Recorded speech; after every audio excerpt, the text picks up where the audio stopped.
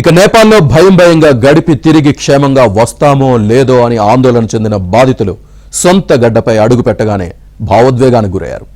నేపాల్ నుంచి సురక్షితంగా తమను తీసుకొచ్చినందుకు సీఎం చంద్రబాబు, మంత్రి లోకేష్ కు కృతజ్ఞతలు తెలిపారు. గత 2 రోజుల నుంచి ప్రాణాలు అరచేతిలో పెట్టుకుని బిక్కుమంటూ గడిపామంటూ కన్నీటి పర్యంతమయ్యారు.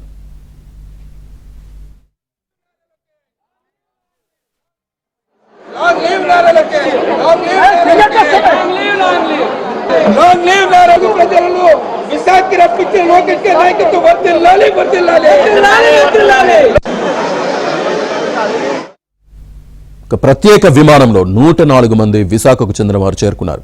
వీరిలో విశాఖ, విజయనగరం, శ్రీకాకుళం, పార్వతీపురం, మన్యం, తూర్పుగోదావరి, గుంటూరు తదితర జిల్లాలకు చెందిన వారు ఉన్నారు. తిరుపతికి 40 మంది చేరుకున్నారు. రాజంపేట, కోడూరు, కడప, నంద్యాలకు చెందిన వారిని స్వస్థలాల వద్ద విడిచిపెట్టేందుకు ప్రత్యేకంగా బస్సును ఏర్పాటు చేశారు. విశాఖ విమానాశ్రయంలో లోకేష్ చిత్రపటానికి పాలాభిషేకం చేశారు.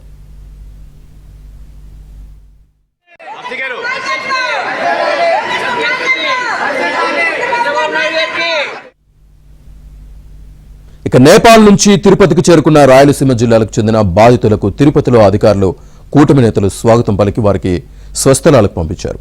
నేపాల్లోని తీర్థయాత్రలకు వెళ్లిన వీరికి తిరుపతికి రాగానే తిరుమల శ్రీవారి ప్రసాదాలను అందించి ఇంటి వరకు వాహనాలను అన్ని ఏర్పాటు చేసి పంపారు. తిరుపతికి చేరుకున్న నేపాల్ బాధితులు మంత్రి లోకేష్ కు కృతజ్ఞతలు తెలిపారు. పూర్తి డీటెయిల్స్ మా ప్రతినిధి దినేష్ అందిస్తారు. Thank you. నేపాల్లో ఈ పరిస్థితి వస్తుందని తెలియకుండా నేపాల్కి సంబంధించినటువంటి టూరిజానికి వెళ్ళినటువంటి వాళ్ళు లోకేష్ క్షేమంగా తీసుకురావడంతో ఇప్పుడే తిరుపతి విమానాశ్రయానికి చేరుకున్నారు. ఏమంటే చెప్పండి, అసలు ఏంటి అక్కడ పరిస్థితి ఏంటి, మీరు ఎలాంటి పరిస్థితిలో ఉన్నారు, ఎలా బయటకు వచ్చారు? మేమైతే ఒక హోటల్లో స్టే చేసామండి కాఠ్మండూలో.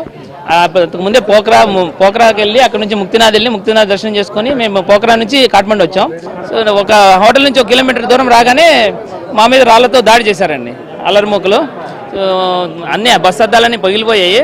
సో వెంటనే బస్సు వెనక్కి తిప్పుకొని వచ్చి మళ్ళీ హోటల్లో 2 రోజులు స్టే చేసి నిన్న మధ్యాహ్నం మన గవర్నమెంట్కి ఇన్ఫార్మ్ చేయడం జరిగింది. సో వెంటనే వాళ్ళు అన్ని పరిస్థితుల్ని అనుకూలంగా మార్చుకొని మమ్మల్ని ఇక్కడికి తీసుకురావడానికి సన్నాహాలని చేశారండి. చాలా భయపడ్డాం సార్, అసలు వస్తామని అనుకోలేదు.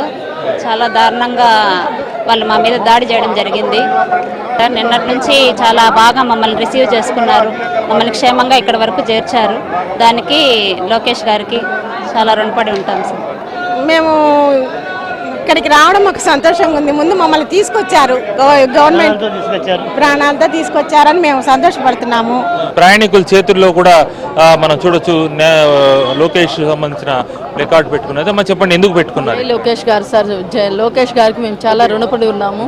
మేము అసలు బ్రతికి బయట పడతామనే ఉద్దేశమే లేదు సార్. మా మీద అటాక్ జరిగింది సార్. అక్కడ అటాక్ జరిగిన తర్వాత మేమందరం ఏడ్చుకుంటా అందరము బస్సులోనే ఉండిపోయినాం సార్. అద్దాలన్నీ మొత్తం పగలగొట్టేశారు సార్.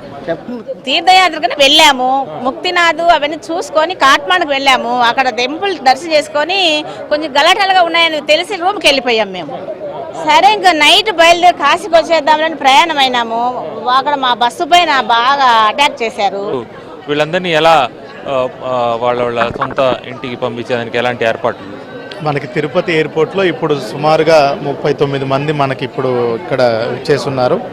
వీళ్ళందరూ కూడా మనకి అనంతపూర్ జిల్లా, కడప, సత్యసాయి, అన్నమయ్య జిల్లా మరియు నెల్లూరు, తిరుపతి జిల్లా వాస్తవ్యులు.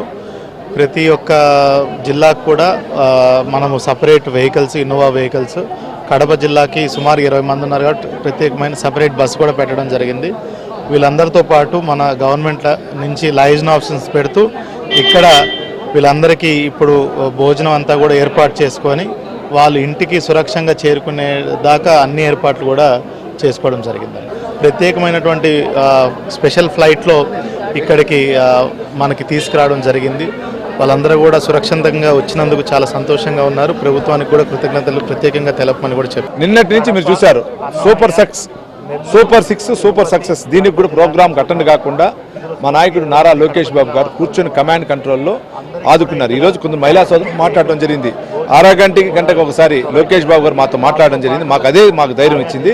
ఈరోజు ప్రభుత్వం మమ్మల్ని ఆదుకునేది మేము ఎప్పుడు మర్చిపోలేము. కష్టంలో ఉన్నప్పుడు కూడా మహిళా సోదరులు చెప్పడం జరిగింది.